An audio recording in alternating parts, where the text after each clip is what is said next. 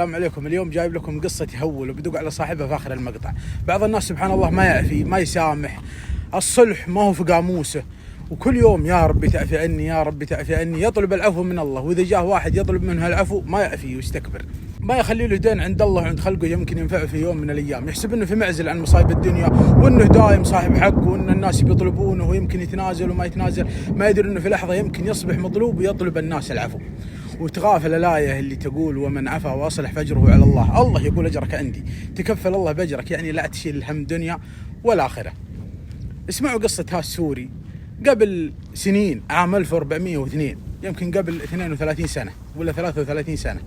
جاء الدوادمي بعياله اثنين، مع عيال اثنين، ويشتغل ويترزق الله، ورجال على باب الله متغرب ما عنده شيء. يوم من الأيام في مطر في الدوادمي في الشارع العام، قطعوا عياله الاثنين يبوا يروحون البقالة. جاء واحد مسرع في المطر، زلقت السيارة ما مسكت فرامل، دعس واحد من عيال السوري ومات ولد السوري. الحين السوري رجال جاي على الحديدة، جاي يطلب الرزق، رجال جاي عام 1402 الدية 120,000. 120,000 يعني تغنيه عن الغربة وتغنيه عن السفر، من البكرة يرجع بلده ويعيش. 120,000 أيامها كانت رواتب العمال يمكن ما تعدى 300-400 ريال. جوه أهل رأي الحادث قالوا نبغاك تنازل والديه.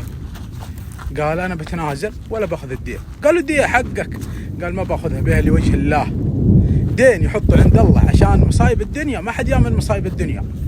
تنازل. راحت الأيام والسنين و22 سنة لين 1424 تقريبا انتقلوا الرياض، السوري ولده وامه. راح واحد من العيال، جاء يوم من الأيام الولد هذا اللي كلمته آخر المقطع تجوز دوبه، وراح بيجيب أغراض للبيت، دوبه تزوج. الولد جاي قاطع بالسيارة ودوبه عريس وظروفه ما يعلم بها إلا الله، مسكين وظروفه تعبانة، إلا وها السوداني في وقت مطر قاطع الشارع، سوداني راعي جاي له شغل في الرياض وبيرجع البر، ثيابه مقطعه ووضعه مزري وأهله فيهم فقر كريم، إلا وهو قدامه ويدعسه. السوري العريس هذا اللي بتسمعون صوته آخر المقطع دعس السوداني، مات السوداني. ظلمت الدنيا في وجه السوري، عرف انه اندمر مستقبله، من وله 120,000 ويمكنها ارتفعت الدية هاك الايام. وصل الخبر لاهله في السودان، والرجال في التوقيف على طول سووا وكالة ان نطلقوا الولد اللي دعس واحنا متنازلين لوجه الله. اهل السوداني الفقير اللي لو تعطيهم 5,000 ريال اغنتهم سنة، لكن ابوه قدم دين. ما درت ام السوري يتقطع قلبها من الحزن على ولدها وعلى مستقبله اللي راح، ومن ولهم 120,000 ولا اكثر، الا وابوه داخل والولد معه. قال هذا حقك جاكي، حق الولد الاول، ما ادرك شيء، خلاص اخذتي حقك كامل. والله يقول لي الولد بفهمه، وسبحان الله.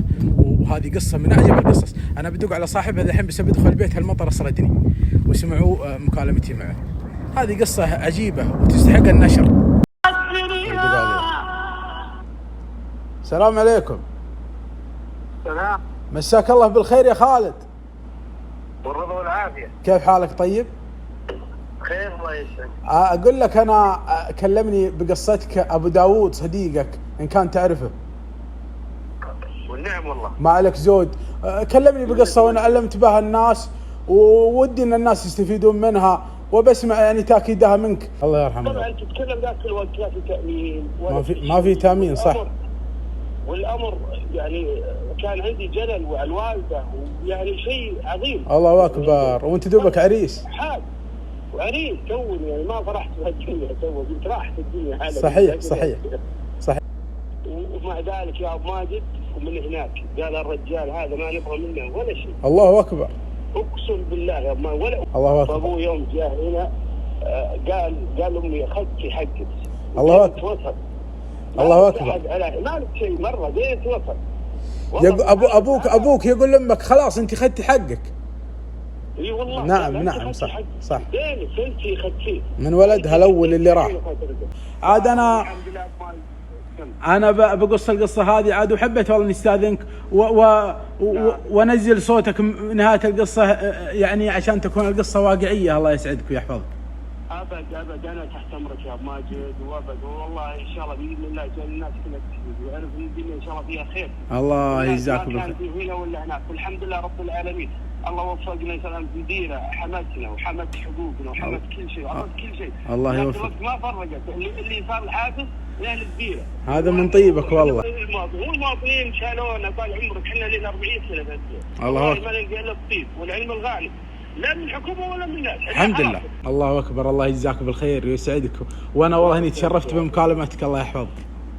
الله يسعدك ويعز لكم ان شاء الله، ويعز الديره ان شاء الله بهذا وحكامه. اللهم امين. نسال الله ذلك يا رب يا كريم. وانت لا جيت مكة